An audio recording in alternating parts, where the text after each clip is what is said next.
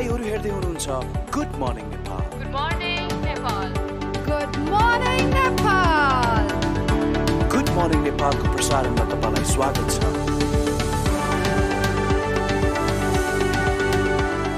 नमस्कार, बिहानी प्रहरको प्रस्तुति गुड मर्निङ नेपालमा तपाईलाई स्वागत छ। म विकास थपलिया। दर्शकहरू, आज म नेपालीको वीरता, नेपालीको सुरता र नेपालीको गौरव गाथाको विषयमा कुराकानी गरिरहेको छु। नेपाललाई उपनिवेश बनाउन आएको इस्ट इन्डिया कम्पनीका कप्तान किनलोकको अङ्ग्रेज फौजलाई वीर गोर्खाली फौजले परास्त गरेको ऐतिहासिक सिन्धुलीगढी किल्लामा युद्ध सङ्ग्रहालय निर्माण गरिएको छ। नेपालको इतिहासमा महत्त्वपूर्ण दुई गढी मध्येको सिन्धुलीगढीका बारेमा विस्तृत जानकारी लिन चाहनेहरूको लागि बुटवलको जेतगढी जस्तै सिन्धुलीगढीको महत्त्व रहेको छ। नेपाल अङ्ग्रेज युद्धमा यी दुई गढीलाई जीवित दस्तावेजका रूपमा लिइन्छ। इतिहासविदहरू के भन्छन् भने विक्रम सम्वत 1824 कार्तिक 24 गते इस्ट इन्डिया कम्पनीका कप्तान किनलोकनको नेतृत्वमा आएको 2400 अङ्ग्रेजी फौजलाई राजा पृथ्वीनारायण शाह फौजका वंशु गुरुङको नेतृत्वको नेपाली फौज सिन्धुलीगढीबाट पराजित गरी भगाएका थिए। जति बेला झन्डै 1600 अङ्ग्रेज अर्थात् 1600 अङ्ग्रेज सेनाहरू हताहत भएका थिए। अङ्ग्रेजहरू विरुद्धको यो जित दक्षिण एसियाकै इतिहासमा पहिलो जित मानिन्छ भने अङ्ग्रेजहरूको पहिलो पराजय पनि यही सिन्धुलीगढीमा नै भएको मानिन्छ। यस्तो ऐतिहासिक सिन्धुलीगढीमा निर्माण भएको युद्ध सङ्ग्रहालयमा वीर गोर्खा फौज र अङ्ग्रेज सेनाबीच विक्रम सम्वत 1824 मा भएको लडाईँलाई स्मरण गराउने सामग्रीहरू राखिएका छन्। सङ्ग्रहालयको डिजिटल बोर्डमा वीर योद्धाहरूको नामाङ्कन गरिएको छ। सङ्ग्रहालयमा युद्धको झल्कु दिने लोप उन्मुख सामग्रीहरू सबैजसो राखिएको छ। 6 कोठे यो सङ्ग्रहालयमा राखिएका युद्धकालीन हात हतियार र दस्तावेजले इतिहासको खोजी गर्न चाहनेहरूलाई थप मद्दत मिल्न सक्छ। राम्रो अध्ययनको थलो बन्नेछ।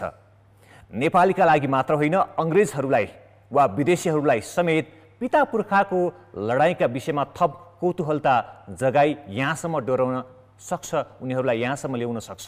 एउटा पर्यटकीय गन्तव्य बन्न सक्छ।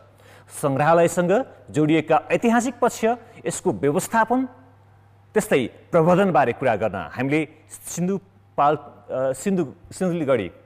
हामीले सिन्धुलीगढी स्थित कमलामाई नगरपालिकाका मेयर खड्गबहादुर खत्रीलाई हामीले स्टुडियोमा निम्ताएका छौँ।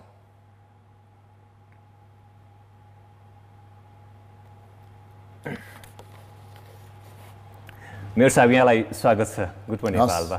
यहाँलाई धन्यवाद। हामीलाई थाहा भएको जति मैले अहिले केही बेर अगाडि भने तपाईँ त्यहीँको स्थानीय बासिन्दा, तपाईँका पिता पुर्खा हजुरबुवा जिजीबुवा हुँदै तपाईँसम्म त्यो पुस्तान्तरण हुँदै त्यो इतिहास पनि तपाईँसम्म आइपुगेको छ। अब हामी त्यो ठाउँको इतिहास, त्यो ठाउँमा नेपालीहरूले जुन रचेका वीरताका गाथाहरू तपाईँबाट सुन्न चाहन्छौँ। पहिला गएर त सिन्धुलीगढी के हो भन्दा हिजो पिता पुर्खाको पालादेखि मकवानपुरका सेन राजाहरूले आफ्नो कब्जामा लिएर सिन्धुलीगढीमा पहिलादेखि नै सोला भन्ज्याङ भन्ने ठाउँ छ त्यहाँ, र त्यो ठाउँमा भन्सार राखेर हिजोदेखि नै राज्यलाई चाहिने भन्सारबाट कर लिने ठाउँ त्यो हो। र त्यो ठाउँमा उत्तर भारतका बाट तिब्बतसम्म जाने सबभन्दा छोटो नाका पनि हो त्यो, र त्यो नाकालाई प्रयोग गरेर हिँडिरहेको बाटो थियो। त्यो बाटालाई धेरै मान्छेहरूले आँखा गाडेका थिए। इन्डियनले पनि गाडेका थिए, अन्यले पनि गाडेका थिए।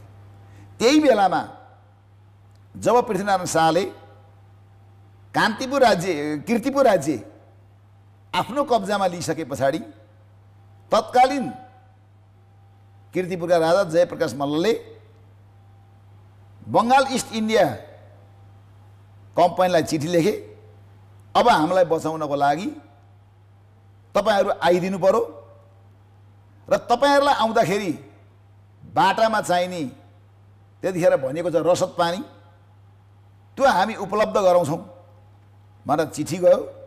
त्यो चिठीको आधारमा छलफल गर्दै कप्तान किन्लोकको नेतृत्वमा 2400 सेनाहरू सिन्धुली गढी हुँदै कान्तिपुरमा आएर पृथ्वीनारायण शाहको एकीकरणको अभियानलाई रोक्ने उद्देश्यका साथ कप्तान किन्लोकको नेतृत्वमा त्यहाँबाट टोली अगाडि बढ्यो।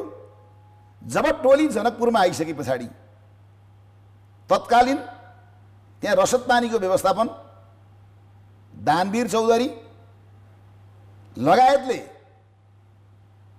त्यहाँ व्यवस्थापन गर्छन् भनिएकोमा, तर तत्कालीन दानवीर चौधरी, गुलाब राय लगायतले त्यहाँ चाहिँ कप्तान किन्लोकको टोली आउने साथै यहाँ रसद पानी केही पनि चिज छैन, लगिसके लुटेर भनेर यो एकीकरणको अभियानलाई वा कप्तान किन्लोकलाई पराजय गर्नको लागि तत्कालीन अहिले हामी प्रादेशिक राज्यमा गएर संहितामा गएर यो वा त्यो भन्छौँ, तर त्यो अभियानलाई साथ दिनको लागि तत्कालीन अहिलेका 2 नम्बर प्रदेशका धेरै तराईवासी साथीहरूले साथ सहयोग दिए र कप्तान किन्लोक त्यहाँबाट रसद पानी बिना जनकपुर हुँदै रानीबासबाट जब अगाडि बढेको थियो। भनेको हामीले चाहिँ गोर्खाली सेनाले योगदान गर्यो भनिरहेका छौँ, त्यसमा चाहिँ मधेसी मुलका नेपालीहरूको पनि ठुलो योगदान छ। यदि दानवीर चौधरी, गुलाब राय लगायतले त्यहाँ रसद पानी दिएको भए बेग्लै हुन्थ्यो, तर उहाँहरूले किन दिनु भएन भन्दा यो नेपाल हो, नेपाल रहे हामी रहन्छौँ, यदि नेपाल नरहे कोही पनि रहँदैन भन्ने हिसाबले, एउटा राष्ट्रियता गौरव झल्काउने हिसाबले उहाँहरूले उनीहरूलाई साथ दिएनन्। नदेशी कप्तान किन्लोकको नेतृत्वमा आयो अगाडि, मधेसी नेपालीले गोर्खालाई साथ दिए, एकदम गोर्खाली फौजलाई साथ दिए। यसमा कुनै दुई मात्रै छैन। अहिले पनि तपाईँ एकीकरणको अभियानमा हेर्नुभयो भने धेरै तत्कालीन चौधरी वा यादव वा रायहरूले पृथ्वीनारायण शाहको एकीकरणको अभियानमा साथ र सहयोग दिएको इतिहासमा छ। यो हिसाबले कप्तान किन्लोकलाई पहिलो ठक्कर त त्यहीँबाट दियो। दोस्रो कुरा, जब उनीहरू अगाडि बढ्दै थिए सिन्धुलीको ढुङ्ग्रेवासमा आइसके पछाडि अघिल्लो फौज अगाडि अगाडि जुन आइरहेको थियो त्यसलाई सिन्धुली ढुङ्ग्रेवासमै युद्ध भयो। त्यहाँ युद्ध हुँदा हाम्राले तत्कालीन इस्ट इन्डिया कम्पनीबाट ल्याएको तोप त्यहीँ खोसेका छन्। त्यो खोसेर हाम्रा साथीहरू त्यो बेलाका हाम्रा लडाइँ लड्ने योद्धाहरू अगाडि बढे र जुन 16 भन्ज्याङ मैले अघि भने त्यो नेपालको एकीकरणको अभियानमा अथवा नेपालको तपाईँ इतिहासमा हेर्नुहुन्छ भने सबभन्दा छोटो मात्र नभएर एकदमै विकट 16 भन्ज्याङबाट कट्नको लागि एक दिन नघुमिकन कुनै पनि बाटो छैन कि अहिले त हाइवे भयो, त्यस्तो चेप बाटो त्यहाँ थियो।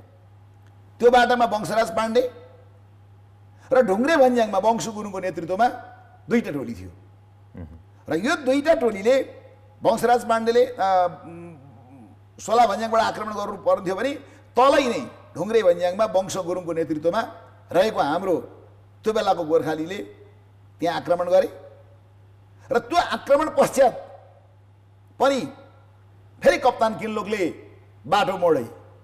यो बाटो गयो भने सम्भव भएन भनेर उनीहरू धनमानाबाट, कप्तान किन्लोकको डायरीले के भन्छ भन्नुलाई भने धनमानाको बाटोबाट फेरि उनीहरू गढी प्रवेश गर्छन्।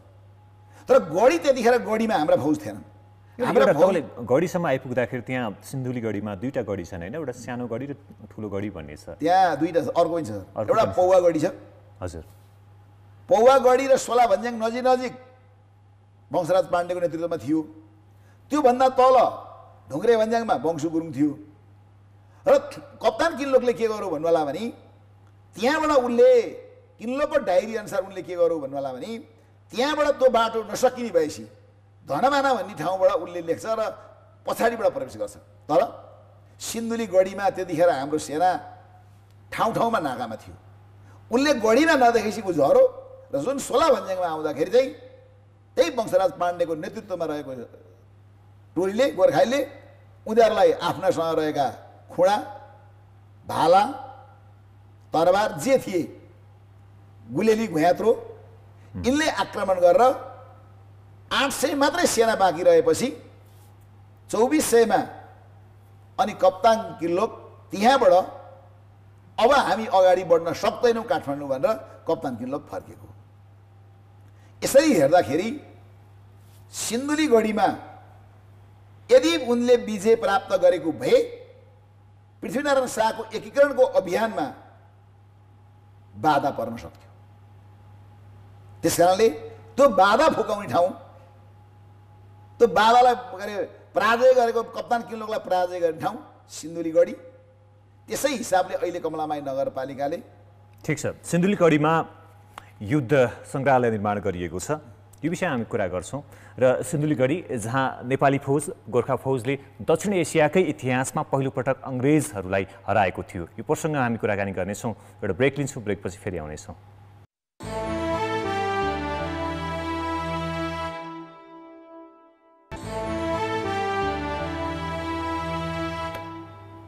ब्रेकपछि पुनः स्वागत छ। तपाईँहरू गुड मर्निङ नेपाल हेर्दै हुनुहुन्छ। आज हामी कुराकानी गरिरहेका छौँ सिन्धुलीगढीमा निर्माण भएको युद्ध सङ्ग्रहालयको विषयमा। र हामीसँग स्टुडियोमा हुनुहुन्छ सिन्धुलीगढी स्थित कमलामाई नगरपालिकाका मेयर खड्गबहादुर खत्री। यहाँलाई पुनः स्वागत छ। हस्, यहाँलाई धन्यवाद। अघि हामीले हाम्रो वीरताको कुरा सुन्यौँ, इतिहास सुन्यौँ तपाईँको मुखबाट। अब हामी सङ्ग्रहालयको युद्ध सङ्ग्रहालयको विषयमा कुराकानी गरौँ। हामी 1824मा जुन युद्ध भयो त्यसकै सम्झनामा हाम्रो वीरताको जुन प्रतीकका रूपमा हामीले सङ्ग्रहालय निर्माण गरेका छौँ। अब हामीले त्यति बेलादेखि के जोगाउन सकेका रहेछौँ? त्यो सङ्ग्रहालयमा हामी हेर्न जान्छौँ भने हामीले त्यो सङ्ग्रहालयमा के पाउँछौँ? पहिला कुरा त हिजो सिन्धुलीगढी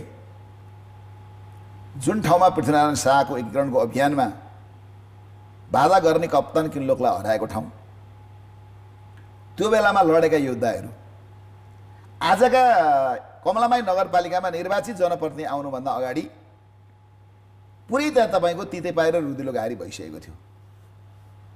तपाईँ त्यहाँ जानुभयो भने पहिला कुरा एकीकरणका नायक पृथ्वीनारायण शाहको शालिग त्यो ठाउँमा हामीले नै स्थापित गऱ्यौँ। सँगसँगै 2 जना ब्रिटिस युद्धमा हारेर लडेका तत्कालीन हामीले नेतृत्व गरेका वंशु गुरुङ, वंशराज पाण्डे, श्री अष्ट शर्मा, वीरभद्र उपाध्याय, 4वटा कमान्डरले कसैले घुयात्रो, कसैले गुलेली, कसैले बन्दुक, कसैले खुकुरी लिएको तपाईँ त्यहाँ झल्किन्छ।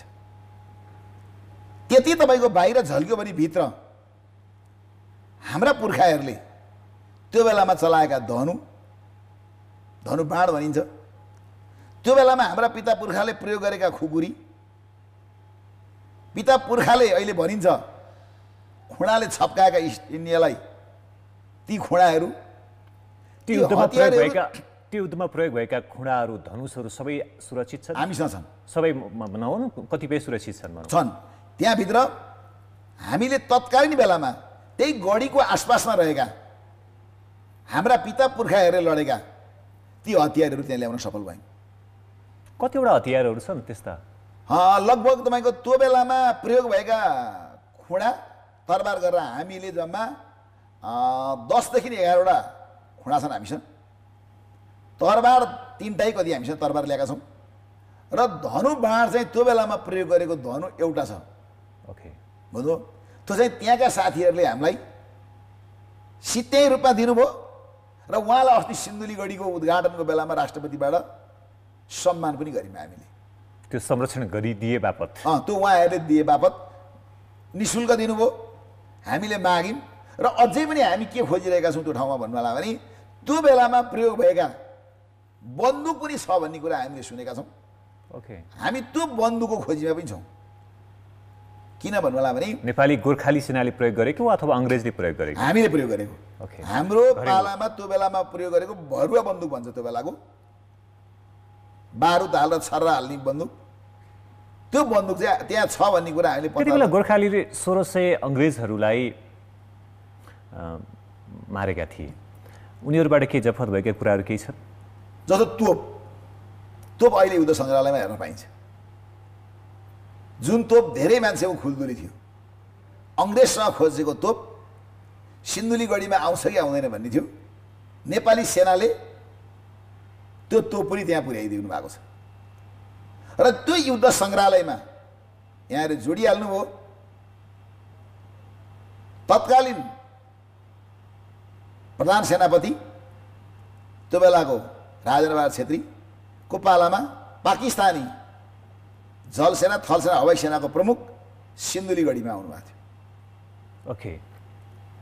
र त्यो उहाँलाई स्वागत गर्ने अवसर पनि मैले भेटेको थिएँ। र अहिलेको प्रधान सेनापति जो अहिले युद्ध सङ्ग्रहालय हामी बनाइरहेका छौँ, अहिलेको प्रधान सेनापति पूर्णचन्द्र थापाले वास्तवमा सिन्धुलीगढीलाई एउटा सन्दर्भ तपाईँले उठाइहाल्नुभयो। पाकिस्तानका सेना प्रमुखहरू सिन्धुलीगढी आउनुको एउटा सन्देश के थियो? उहाँले के भनेर जानुभएको थियो भन्नु होला भने सिन्धुलीगढीमा काहीँ कतै नहारेको तत्काल अङ्ग्रेज सेना भन्छ, त्यो सेना हराइएको ठुलो गढी। अघि हामीले सुरुवातमा भन्यौँ त्यति बेला दक्षिण एसियामै पहिलोपटक नेपाली अथवा गोर्खा सैनिकले अङ्ग्रेजहरूलाई हराएको र उहाँले पौवा ठुलो गढी हेर्नुभयो। ठुलो गढीबाट पौवा गढी पनि देखिन्छ, सानो गढी पनि देखिन्छ। र त्यहाँ हेरेर अनि उहाँले भन्नुभयो कि यो ठाउँमा यसरी हराउँदा नेपाली सेनाको उपस्थिति केही भइदिए राम्रो हुन्थ्यो भन्नुभएको थियो। आज वास्तवमा त्यही नै भन्नुपर्छ। अहिलेको प्रधान सेनापति पूर्णचन्द्र थापाले यसलाई चाहिँ हामीले वार म्युजियमको रूपमा पनि विकास गर्न सकिने रहेछ होइन? संसारभरका जो सैनिकहरूलाई पर्यटन मार्फत ल्याउन पनि सकिने रहेछ। अब अहिले भर्खर सिन्धुलीगढी चर्चामा आयो। हिजो कसैको पालामा पनि, न राजा महाराजाको पालामा न गणतन्त्रको पालामा सिन्धुलीगढीको इतिहासको बारेमा खोजी नीति कमै भयो भन्छु म। तर अहिले अब मैले तपाईँको यो टेलिभिजन माध्यमबाट भन्नुपर्छ, अब त्यहाँ खोजी नीति धेरै हुँदैछ। किन भन्नु होला भने अब युद्ध सङ्ग्रहालय बन्यो त्यहाँ। ओके, सङ्ग्रहालयभित्र दस्तावेजहरू केही छन् अध्ययन गर्नको लागि? त्यहाँ शिलालेखहरू पनि छन्।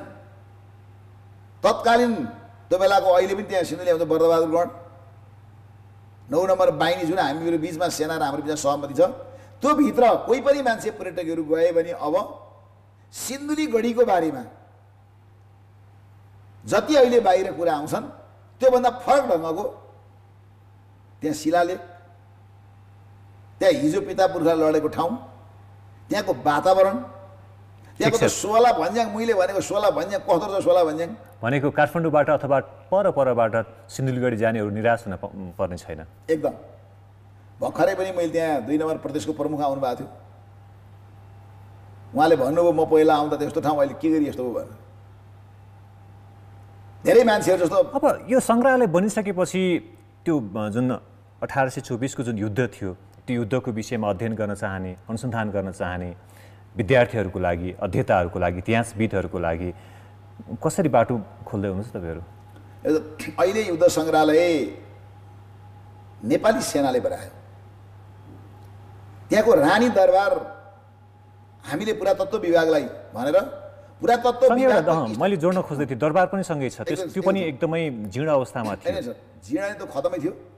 कमलामाई नगरपालिकाको नेतृत्वमा पुरातत्व विभागलाई भनेर उसको डिपिआर बमोजिम प्रदेशबाट पैसा परेर टेन्डर भएर सिन्धुलीगढीको रानी दरबारको पनि काम लगभग 3 भागमा 1 भाग भइसकेको छ। रानी दरबार पनि बन्दैछ र त्यहाँ अघि हजुरले भन्नुभयो अध्ययन गर्न जाने मान्छेहरू जो छन् उनीहरूले कमसेकम अध्ययनकर्ताहरूले अध्ययन गर्दाखेरि चाहिँ अब सिन्धुलीगढीमा गइसकेपछि केही रहन्छ 10-15 मिनटमा फर्केर हिँड्ने ठाउँ होइन कि अब 1-2 घन्टा 2-4 घन्टा 5-6 घन्टै बित्ने गरी चाहिँ अध्ययन गर्ने थलो बनेको छ। भनेपछि तपाईँ सिन्धुलीगढी जाँदै हुनुहुन्छ भने पुरै दिन छुट्याएर जानु होला होइन? एकदम। किन भन्नु होला अन्तिममा हामीसँग समय लगभग सकिएको छ, के भन्नु छ? अच्छा, मेरो भनाइ के छ भने सिन्धुलीगढी भ्रमण गर्नको लागि म आम नेपालीलाई अनुरोध गर्छु। मेरो हिजो चुनावी घोषणापत्रमा पनि थियो कि सिन्धुली जिल्लाको सिन्धुलीगढीलाई विश्व सामु चिनाउने चाहिँ र पुर्याउने चाहिँ मेरो अठोट छ भनेको थिएँ। नभन्दै मैले अघि भने पाकिस्तानदेखि लिएर चाहे अस्ट्रेलियाका हुन् विभिन्न मुलुकका सेनापतिहरू त्यो ठाउँमा आएका छन्। मलाई जहाँसम्म लाग्छ अब त झन् बढीभन्दा बढी पर्यटकहरू सिन्धुलीगढीमा आउनुहुन्छ। मैले एक दिनमा अस्ति उद्घाटन गरेकै दिन 300 भन्दा बढी मान्छे उपस्थित हुनुभएको थियो त्यो हेर्नको लागि। मलाई जहाँसम्म लाग्छ अब सिन्धुलीगढीमा दिनमा 200 भन्दा घटी त कुनै दिन पनि नहोलान्। कहिलेकाहीँ त दिनमा 3-4 हजार पनि पुग्नुहुन्छ त्यहाँ। किन भन्दा मैले त्यो गढीलाई समर्थन गर्न पहिलादेखि नै नगर प्रहरी त्यहाँ राखेको थिएँ। यो युद्ध सङ्ग्रहालय बन्ने निर्माणको क्रममा एक दिनको शनिबारमा 3000 मान्छेसम्म त्यहाँ गएको डाटा मसँग छ। हस्, धन्यवाद यहाँको यो अमूल्य समयको लागि, यो जानकारीको लागि। तपाईँले यसरी वर्णन गरिदिनु भयो कि हामी 1824मा जुन गोर्खा र अङ्ग्रेज बिच युद्ध भइरहेको थियो, हामी माथिबाट अवलोकन गरिरहेका छौँ, त्यो ढङ्गबाट तपाईँले चाहिँ कुराकानी गरिदिनु भयो। यसको लागि धेरै धेरै धन्यवाद। तपाईँको जुन योजना छ यो योजना अझै फैलियोस्, यसको प्रसार अध्ययन अनुसन्धान अझै बढियोस्, यो हामी कामना पनि गर्न चाहन्छौँ। हस्, यहाँलाई पनि धन्यवाद। म कमलामाई नगरपालिकाको प्रमुखलाई कान्तिपुर टेलिभिजनमा ल्याएर सिन्धुलीगढीको बारेमा यो हिजो लुकेको इतिहासलाई उजागर गर्नको लागि मलाई यो जुन यहाँ समय प्रदान गरेर बोलाउनु भयो, म यो कान्तिपुर टेलिभिजनलाई, कमलामाई नगरपालिका र नगरवासीकै तर्फबाट म तपाईँहरूलाई हार्दिक धन्यवाद दिन चाहन्छु। र दर्शकहरू, आज हामीले कुराकानी गऱ्यौँ सिन्धुलीगढी, जहाँ गोर्खा सैनिकले दक्षिण एसियाको इतिहासमा पहिलोपटक अङ्ग्रेज सेनालाई पराजित गरेको थियो र अङ्ग्रेजहरूले दक्षिण एसियामा पहिलोपटक पराजित हुनु परेको थियो। त्यो स्थान जुन नेपालीको गौरवको स्थान हो, नेपालीको वीरताको गौरव गाथाको बोकेको एउटा इतिहास हो। त्यहाँ एउटा सङ्ग्रहालय बनेको छ, युद्ध सङ्ग्रहालय बनेको छ। यो विषयमा हामीले कुराकानी गऱ्यौँ। आजको समय सकिएको छ। भोलि फेरि नयाँ विषय प्रसङ्ग लिएर उपस्थित हुनेछौँ। तबसम्मको लागि बिदा दिनुहोस्। नमस्ते, शुभ दिन।